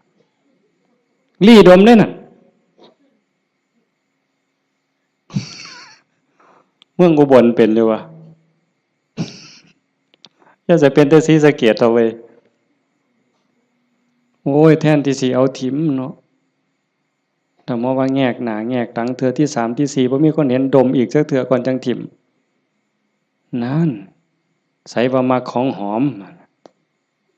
ว่างจิตเป็นกลางบ่ได้นี่สติปัญญามันบ่พอเห็นบ่อย่าว่าแต่แสบบ่แสบเลยนัวบ่นัวเลยสัมผัสคือกันเย็นร้อนอ่อนแข็งใจคือกันเนี่ยมันบ่ดีคิดแล้วเฮ็ดเจ้าของเป็นทุกข์คิดพ่อเฮ็ดเจ้าของห้องไห้น้ำตาหลั่งน้ำตาไหลก็ยังมีโอกาสนอนมือกายหน้าผากคิดฮอดแล้วก็น้ำตาไหลสะอื้นอยู่ผู้เดียวบ้าคักๆเนี่ยเด้คนเนี่ยคันแนวมันถูกใจเจ้าของก็นอนคิดเห็นแล้วก็หัวยุ่มอยู่ผู้เดียวพลิกไปพลิกมาจนเก็บไปฝันนะเว้ย นี่คือจิตมันฝึกบ่ทันใดไม่ออกโยมพอออกเพิ่นพาเฮาเฮ็ดงานปฏิบัติธรรมเสียเวลาเสียเวลาย่อมสละสถานที่เงินทองพร้อมเพื่อเอาบุญให้เจ้าของส่วนหนึ่งแล้วก็เพื่อยกระดับจิตใจเจ้าของส่วนหนึ่งแล้วก็เห็นว่าทุกคนคือพี่คือน้องเปื้อนร่วมทุกข์เกิดแก่เจ็บตายทุกคนเคยเป็นพี่เป็นน้องเป็นญาติสายโลหิตเป็นสามีภรรยากันมานับภพนับชาติบ่ถ้วนชาตินี้ชีวิตนี้ได้เข้าใจในหลักธรรมคำสอนของพระพุทธองค์กหวังให้เกิดประโยชน์สูงสุดส่วนหนึ่งเราก็ฉลาดบักคักถ้ามาเสือสู่คนที่นั่งอยู่นี่แบ่งบุญเล่าได้เรากินเปอร์เซ็นต์หมู่เจ้าได้เนี่ยเป็นพ่อค้าสำนะหัวพ่อค้ายังมีอยู่นี่แม้แต่เฮ็ดบุญเด้ถ้าเบิ่งมื้ออื่นทราบบัดสิมื้อนี่บัดสิมื้อนี่จากโอ้ยอนุโมทนาสาธุเด้อนำพ่อใหญ่เด้อพ่อใหญ่ก็สาธุเอาหมดให้เจ้าได้บุญหลายๆจะแม่นอ่อนซ่อนเจ้าเห็นบ่เปอร์เซ็นต์ที่เราได้นำหมู่เจ้าเนี่ยจิตเราก็สะอาดขึ้นยิ่งเข้าใจในการประพฤติปฏิบัติหวังยกจิตยกใจพลังบุญตรงนี้เฮ็ดให้จิตเราสูงขึ้นมีกำลังใจขึ้นมีความเพียรพยายามมากขึ้นจิตโล่งโปร่งเบามากขึ้นพลังบุญมันส่งนี่คนฉลาดก็เฮ็ดแนวนี้คันคนบ่ฉลาดเด้มีที่มีสวนจังซี่สถานที่ดีๆจังซี่ส่วนหมู่มากินเหล้ากระท่อมงามๆมันสินั่งกินเหล้าเบิ่งแสงเดือนแสงดาวจังมันสิอ่อนซ่อนคักแล้วไปอีกคนละแนวแต่คนมีปัญญาก็เฮ็ดอีกแบบนั่นว่าการประพฤติปฏิบัติเป้าหมายสูงสุดก็คือขนกิเลสออกจากใจความโลภความโกรธความหลงความหักความชั่งความเกลียดความกลัวอิจฉาริษยาอาฆาตพยาบาทจองเวรน้อยเนื้อตำใจโยมสังเกตใจเจ้าของให้มันเห็นขันบ่เห็นตรงนี้ก็ง่มอีกโดนเติบได้กิเลสมันเกิดอยู่ใจเนี่ยคุณธรรมก็เกิดอยู่ใจเนี่ยนรกก็อยู่ใจสวรรค์ก็อยู่ใจเนี่ยเฮาสิให้อีหยังเกิดมันเกิดได้เทื่อละอย่างไม่ออกความโลภความโกรธความหลงอิจฉาริษยาอาฆาตพยาบาทจองเวรหน่อยเหนือตามใจหักสั่งเกิดในใจเฮาเกิดได้เทื่อละอย่างซ้ำกับตะเว้นขึ้นแจ้งมืดจักไปใสบัดยามตะเว้นตกดิน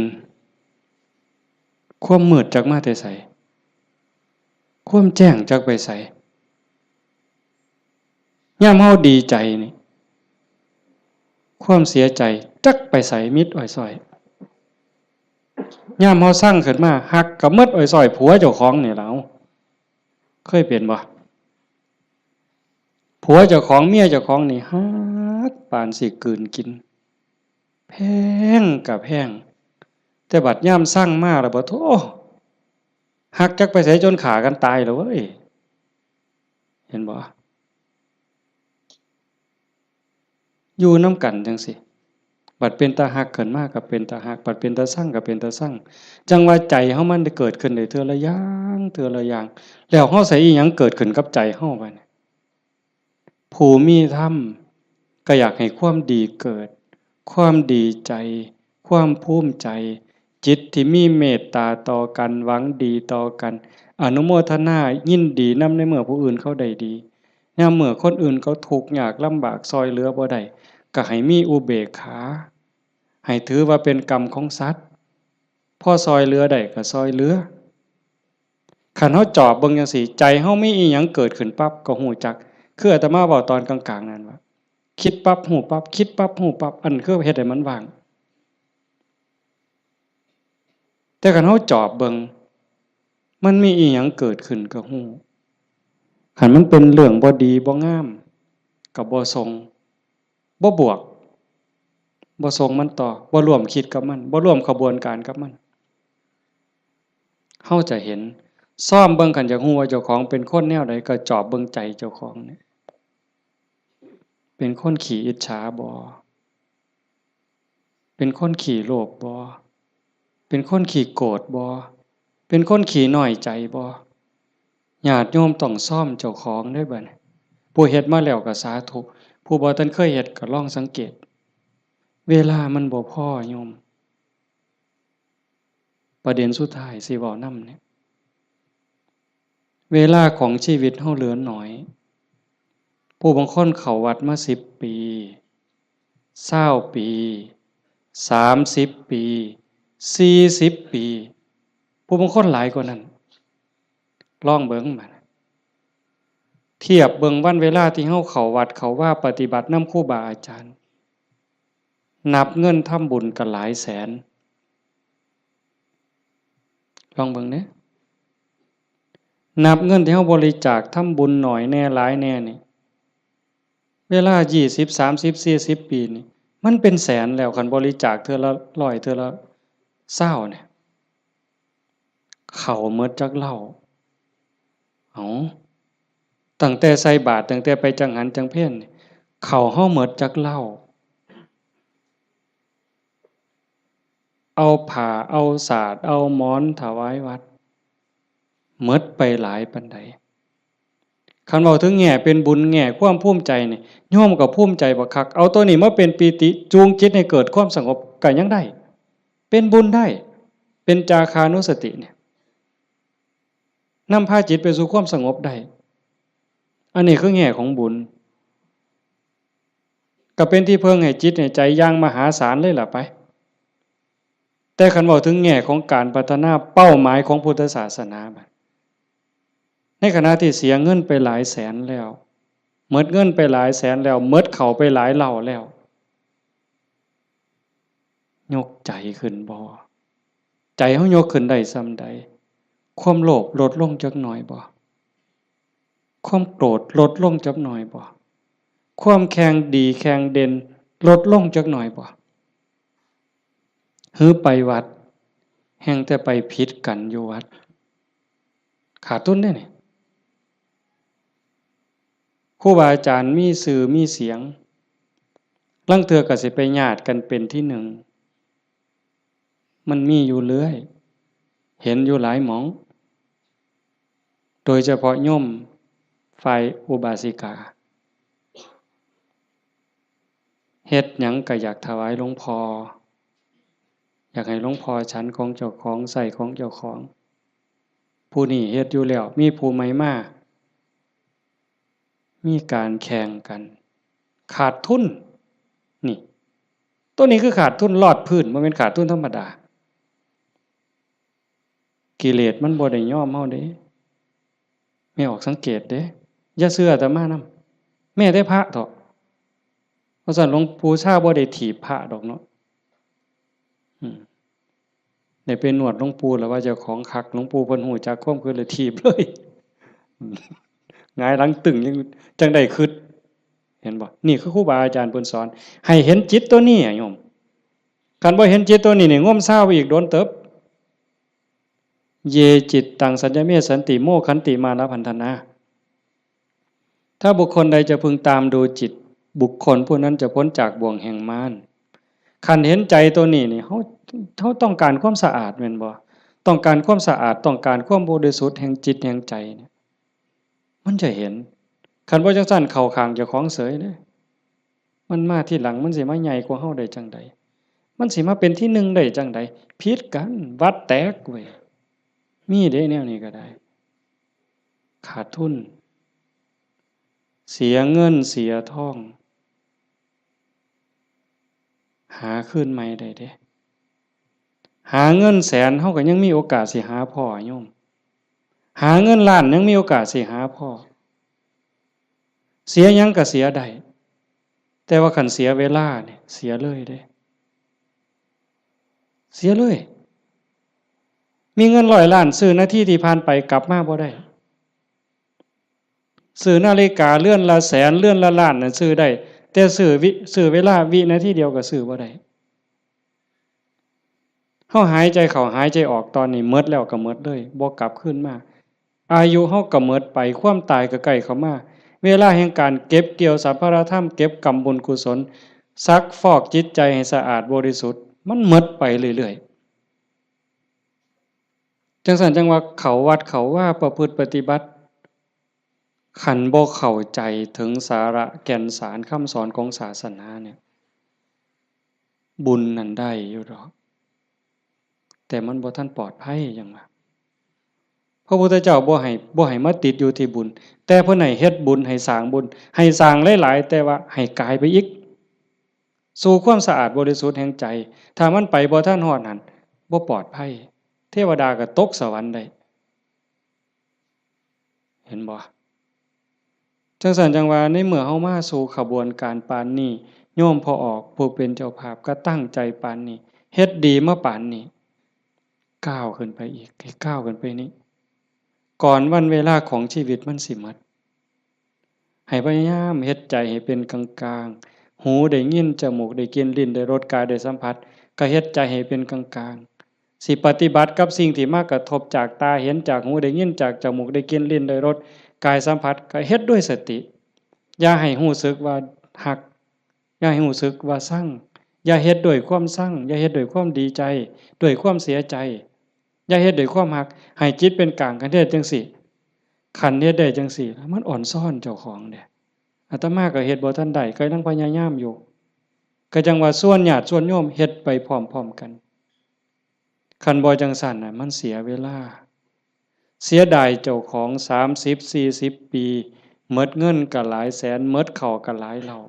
หมดเวลาในการทำมาหากินเงินที่มาบริจาคข้าวของที่มาทำบุญก็หมดไปแล้วเวลาล่ะคันเอาเวลานั้นที่มาอยู่วัดอยู่ว่ามาสร้างน้ำทำบุญไปหาเงินหาทองมันก็ต้องได้ตื่มกันอีกหลายเติบมันจักเท่าแต่ว่าเฮายอมเสียสิ่งนั้นเพื่อสิแลกเอาสิ่งที่ดีที่สุดสิ่งที่ประเสริฐที่สุดก็คือใจเจ้าของเนี่ยให้ได้ใจที่มีความสงบใจที่มีความร่มเย็นใจที่เต็มเปี่ยมด้วยความเมตตากรุณายินดีมุทิตากับผู้อื่นใจที่เป็นอุเบกขาโตสติความระลึกได้แล้วก็อุเบกขาตัวว่างจิตเป็นกลางจิตที่เฉยเป็นสิ่งที่เฮาควรจะหาให้มันได้หาให้มันพอให้มันเจอก่อนลมหายใจสุดท้ายสิดับลงไม่ออกให้มันพอจิตนี่ก่อนลมหายใจสุดท้ายสิดับลงเพราะนั่นคือพุทธะพุทธะคือความสะอาดจิตที่สะอาดจิตที่สว่างจิตที่สงบสะอาดจากหักจากสร้างจากดีใจจากเสียใจจากได้จากเสียจากบวกจากลบสว่างสวัยด้วยสติปัญญาหูเท่าท่านตามความเป็นจริงหักก็ตามสร้างก็ตามสรรเสริญนินทาก็ตามลาภยศสรรเสริญก็ตามสว่างตาโดยแสงไฟเพิ่นเว้าสว่างใจโดยแสงธรรมบ่ยินดียินร้ายเห็นทุกสิ่งทุกอย่างเกิดขึ้นตั้งอยู่ดับไปอนิจจังทุกขังอนัตตากฎของไตรลักษณ์ครอบงำสรรพสิ่งอยู่สะอาดสว่างสวัยโดยสติปัญญาสงบนิ่งจิตใจบ่กระเพื่อมด่ามากก็บ่กระเพื่อมย่องมากก็บ่กระเพื่อมนักแน่นคือกับหินเนี่ยจิตใจของพุทธะเป็นแบบนั้นสะอาดสว่างสงบหู้เท่าทันตื่นจากความหลับไหลเบิกบานจากการที่เจ้าของบ่มีโทษตรงนี้เป็นวิชาการของพุทธศาสนาเป็นหลักที่ชาวพุทธต้องปฏิบัติอันสิไปอ่อนว่อนบวงสรวงสวดแล้วก็ขอสวดแล้วก็ขอขันมันได้ซ้ำนั้นมันก็สิดีอยู่ขันมันได้พระพุทธเจ้าก็พาเฮ็ดแต่ตรงนี้ที่พระองค์เพิ่นสอนสลบจักเทื่อกลัวสิเป็นพระพุทธเจ้าหลวงปู่ชาลำบากปานใดอาตมาเคยอ่านพอเนาะ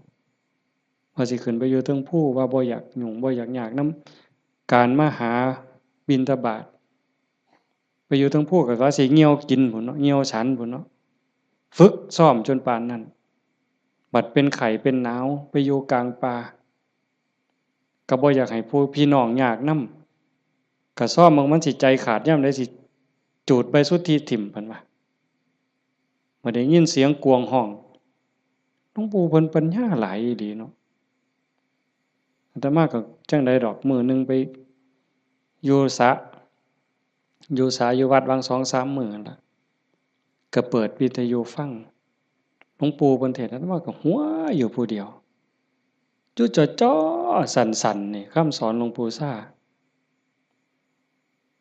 อยู่กับเจ้าของนี่อยู่หูดังนี่เนาะ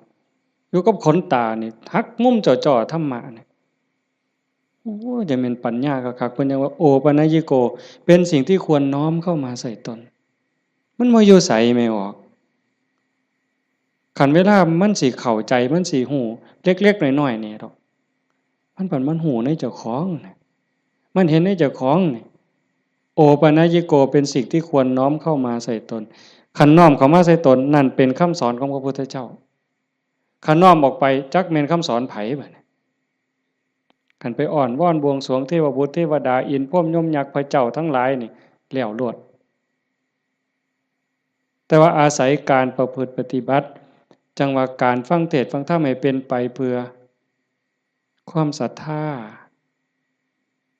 ความเหลื่อมใสศรัทธาปาสาทะวิริยะความภาคเพียรพระพุทธศาสนาเพิ่นสอนเรื่องความภาคเพียรวิริเยนะทุกขมัจเจติเฮาสิล่วงทุกข์ได้ก็ย้อนความเพียรพยายามของเฮาเองผู้อื่นเฮ็ดให้บ่ได้คันเฮ็ดให้ได้มีผู้วิเศษผู้ศักดิ์สิทธิ์ครูบาอาจารย์เป่าให้เสกให้ผู้ใดสิเกินพระพุทธเจ้าพอออกว่าไผสิเกินพระพุทธเจ้าในโลกในจักรวาลแนวคันมันเฮ็ดแทนได้ทำพิธีเฮ็ดให้ได้พระพุทธเจ้าเฮ็ดให้หมดมื้อเช้าย่างบิณฑบาตหัวแต่ว่ามันก็หาเรื่องอยู่เลยปีชงเพิ่นว่าปีนี้ปีชงชงหยังชงกาแฟ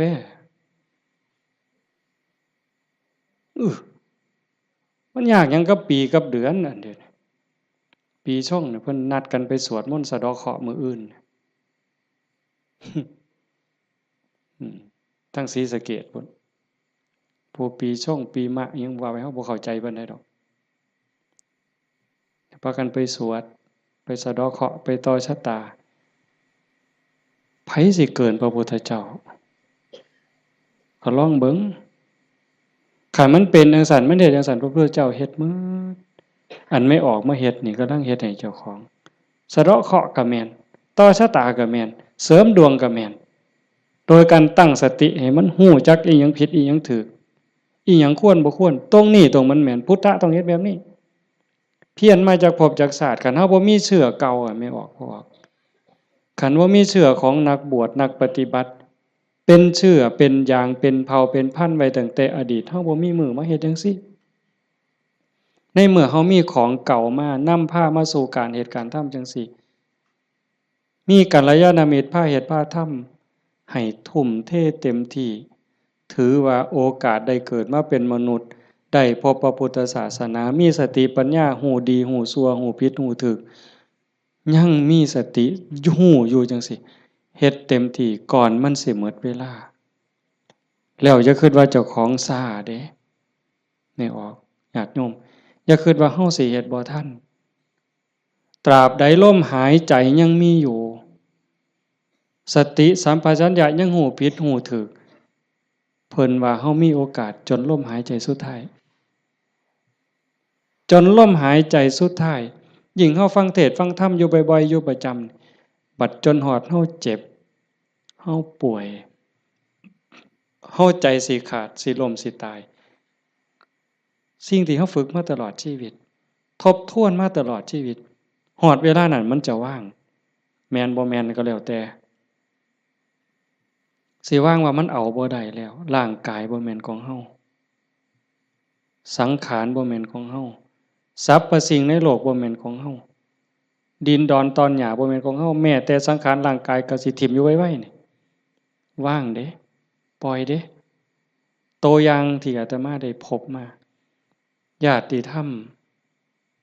วันที่9 พฤศจิกาอาตมาว่าจะพาไปสวดมนต์ที่พระใหญ่อำเภอเขืองในเพิ่นนิมนต์ไปเทศน์ก็เลยประกาศชวนญาติชวนโยมไปญาติธรรมกลุ่มหนึ่งผู้เฒ่าหน่อยที่สุดก็60แต่ส่วนใหญ่70ขึ้นไป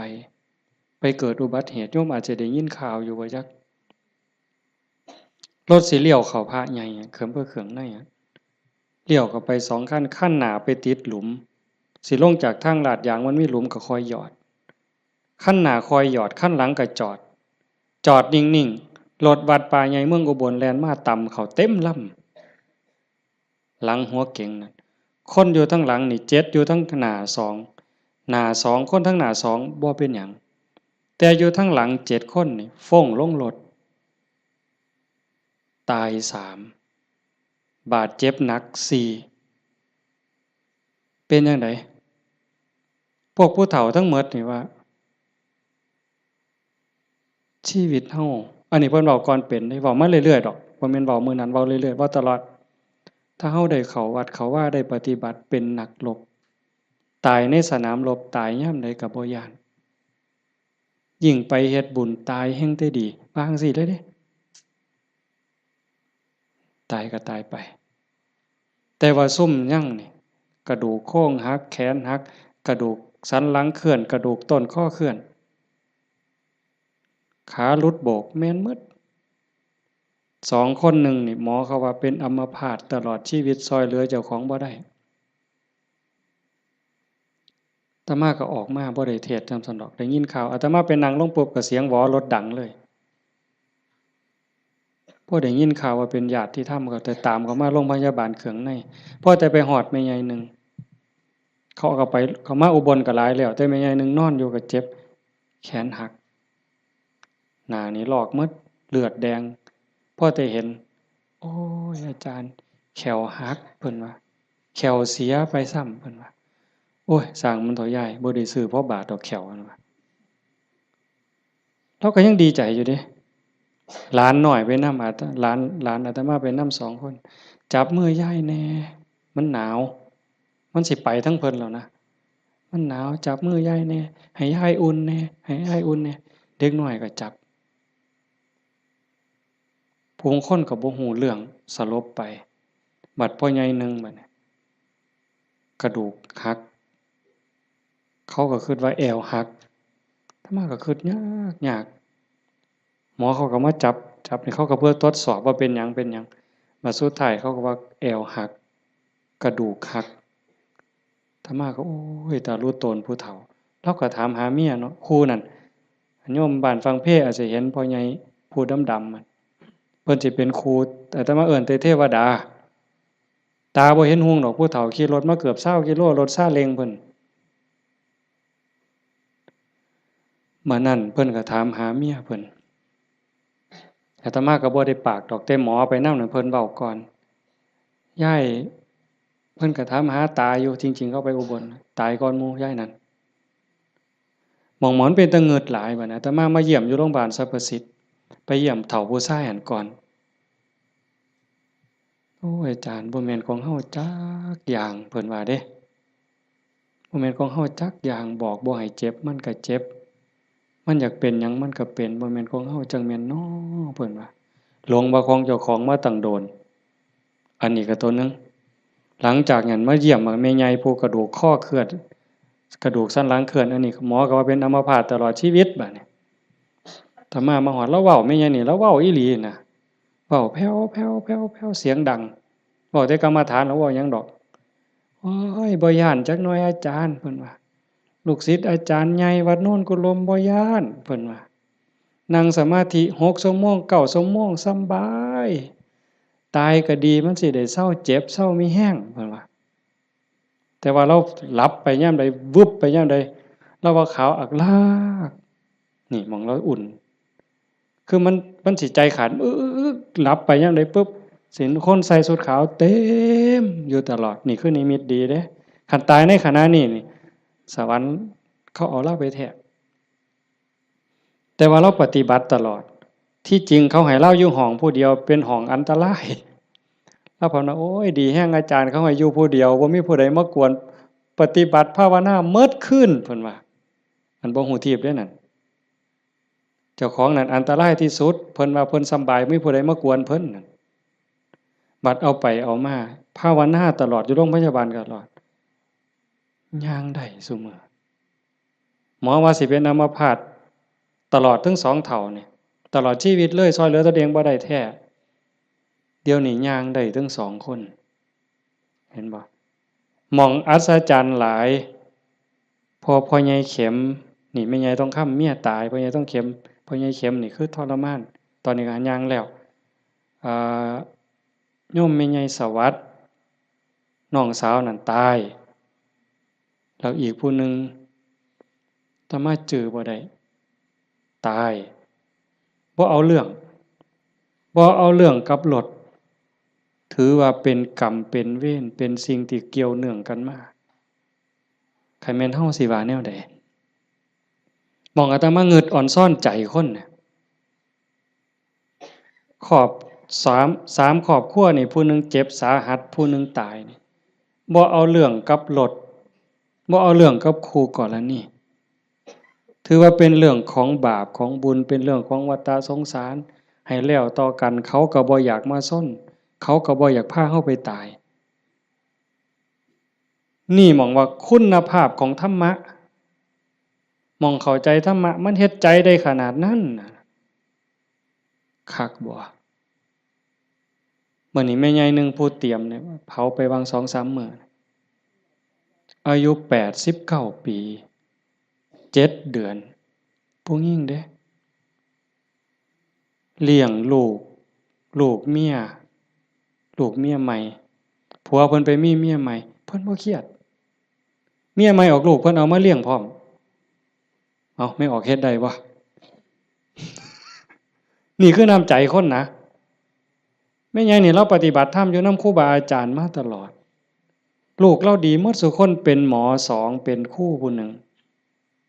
เป็นเจ้าหน้าก็มีอยู่2คนแต่ว่าหม่องอัศจรรย์คือเราปฏิบัติตลอดโยมไม่ออกสวดปาติโมกข์ได้ที่พระเพิ่นลงปาติโมกข์นี่แม่ใหญ่น่ะเราสวดได้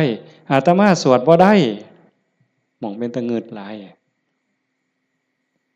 แต่ว่าเราตกศาลาเทื่อนึงย่างจงกรมมันมืดตกศาลาสมัยก่อนนั่นขาหักนู่นว่าซั่นว่าเห็นบ่บัดมื้ออาตมาสิไปเยี่ยมอาตมาไปเทศน์ฟังทั้งครูขันก็เลยว่าสิกายไปทางนั้นลูกชายเพิ่นว่าบ้านอยู่ทางนั้นก็เลยพาไปเยี่ยมลูกชายก็บอกว่าอาจารย์สิมาเยี่ยมเราลุกบ่ได้ตลอดแต่ว่าสติเราดีเด้เพราะแต่ว่าอาตมาสิไปเสียงรถเขาไปจอดแล้วลุกขึ้นมานั่งพอแต่มาไปนั่งลงแล้วก็กราบได้เทื่อเดียวดอกก็นอนมันวิ่นหัวปานนั้นเราก็เว้าธรรมะโต้ตอบได้ทุกเรื่องสติบ่ขาดลูกหลานจักว่าเท่าใดมาเต็มเฮือนแล้วจำได้ฮอดซุมบ่นุ่งผ้าว่ามันชื่อหยังนิสัยมันดื้อบ่ดื้อแล้วฮู้ผู้นี่หมองลูกหลานว่าย่าย่ายอยู่อีกเด้อโอ้ยมันทุกข์มันยากบ่อยู่ดอกอยู่น้ำหลานอีกแน่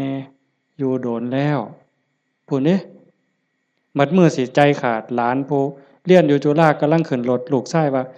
ย่าถ่าหลานเด้อหลานกำลังขึ้นรถโอ้ย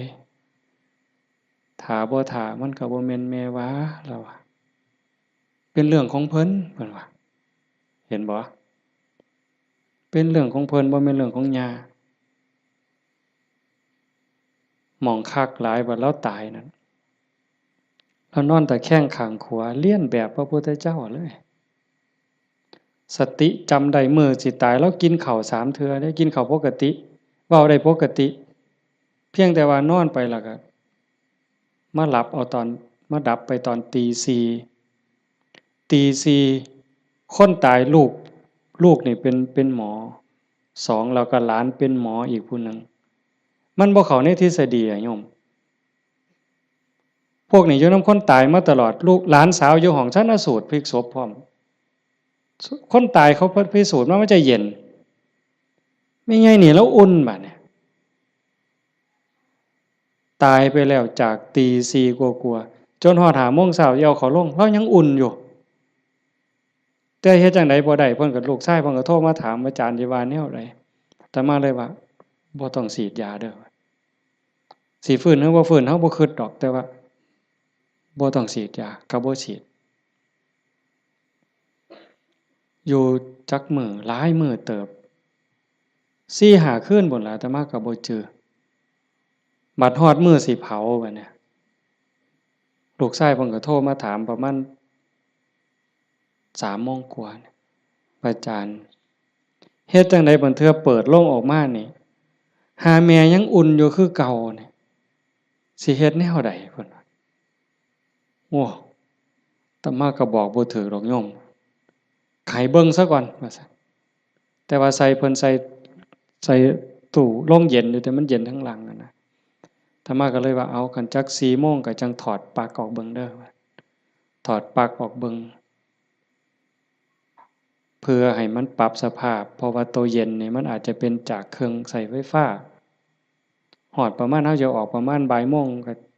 หากะลามันอุ่นมันหยังอยู่ก็จังว่ากันอีกเทื่อนึงบัดสุดท้ายก็แม่นหมดอยู่ดอกเพิ่นว่าอาจารย์ประมาณเที่ยงนี่เพิ่นโทรมาก็บ่เย็นปานใดแต่ว่ายายบ่แข็งเพิ่นว่าเย็นอยู่แต่ว่ามันบ่แข็งคือทั่วไปคันจั่งซี้ก็หมดไปตามธรรมชาติก็เฮ็ดไปเด้อคือที่เว้าให้โยมฟังนี่หมายความว่าอย่าให้เราปฏิบัติมาตลอดจิตใจเราดีเรางามบ่เคยด่าไผจักเทื่อลูกว่าลูกเมียใหม่เขาผัวก็อยู่นำเมียใหม่นี่เอาลูกมาเรียนเราก็ป้อนข้าวทอกันนี่เลี้ยงซ่ากันป้อนปลาป้อนข้าวก็บ่ให้ลูกเจ้าของคำใหญ่กว่าเด้คำทอกันอืมอาบน้ำให้ก็คือกันสอนก็คือกันฮักเท่ากันใจคนนั่นมันจังว่าคันมันได้ฝึกได้ฝนมันมีธรรมมันก็สุดยอดอยู่นี่โยมพ่อใหญ่พาเฮาประพฤติปฏิบัติเฮ็ดงานจังซี่เฮามาประพฤติปฏิบัติสูงสุดก็เพื่อยกจิตยกใจเด้อสรุปตรงนี้เด้อบุญนั่นเป็นของตายจังได๋เฮาก็ได้เต็มที่อยู่แล้วแต่สิ่งสำคัญน่ะให้ยกจิตยกใจเจ้าของให้มันสูงขึ้นจากอำนาจของความโลภความโกรธความหลงความอิจฉาริษยาอาฆาตพยาบาทจองเวรน้อยเนื้อต่ำใจเฮาสิเอาชนะมันได้เฮาสิสูงขึ้นกว่าอำนาจของกิเลสได้ย้อนโยมสังเกตใจเจ้าของย่ามตาเห็นหูได้ยินจมูกได้กลิ่นลิ้นได้รสท่านเฝ้าไปเสือมันอย่าไปหักไปสร้างน้ำมันนิ่งแล้วสังเกตความรู้สึกสังเกตความคิดสังเกตความรู้สึกคันมันเอียงไปทั้งโลภหลายก็บอกว่าเจ้าของนั้นขี้โลภหลายอยู่ค่อยถอนออกหัดบริจาคหัดแบ่งหัดปันคันมันโกรธหลายเห็นอันใดผิดหูผิดตาแล้วงุดหงิดหนหวยขึ้นเป็นตาสร้างขึ้นมาหูจักมันปรับแล้วก็หูจักเมตตาเขาก็คือเฮานั่นล่ะเขาบ่ทันหูเขาจึงเป็นจังซั่นหูจักให้อภัยฝึกไปฝึกไปคอยยกระดับดวงจิตขึ้นมาให้เข้าใจว่าพระพุทธเจ้าบ่ได้สอนให้เฮาทุกข์พระพุทธศาสนาสอนให้เฮาพ้นทุกข์โกรธก็คือทุกข์โลภก็คือทุกข์หลงก็คือทุกข์เป็นเหตุให้ทุกข์เฮาก็ต้องดับเหตุมันเฮ็ดให้จิตใจเป็นกลางๆฮักผู้อื่นคือฮักเจ้าของหวังดีต่อผู้อื่นคือหวังดีต่อเจ้าของนั่นจิตใจเฮาจะดีขึ้นงามขึ้นมื้อนี้สมควรแก่กาลเวลาใส่เวลามาหลายเติบ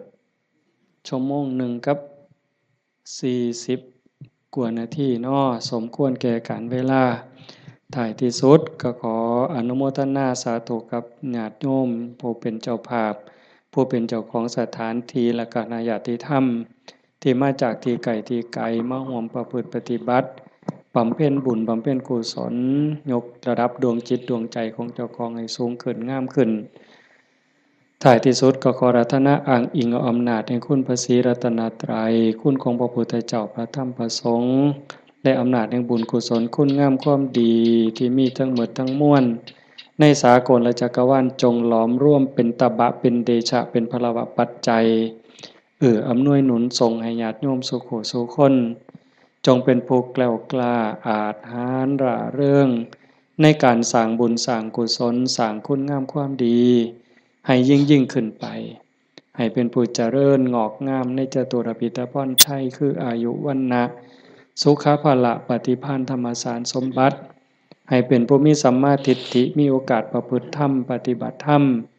ให้ได้เข้าถึงธรรมที่บ่ทันได้เข้าถึงได้หู้แจ้งธรรมที่บ่ทันได้หู้แจ้ง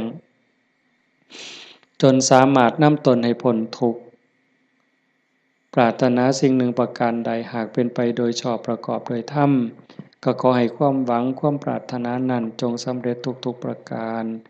มีความสุขกายสุขใจโดยทั่วกันทุกท่านทุกคนเทอญสาธุยะถาวาริวหาปุราปาริปุเรนติสาครังเอวเมวะอิโตทินังเปตานังอุปกัปปติอิชิตังปฏิตังตุมหังคิปะเมวะสมิจฉตุสัพเพปุเรนตุสังกปาจันโทปนรโสยะถามณิโชติรโสยะถาสัพพิติโยวิวัชชันตุสัพพโรโควินัสสตุมาเตภวัตวันตรายโย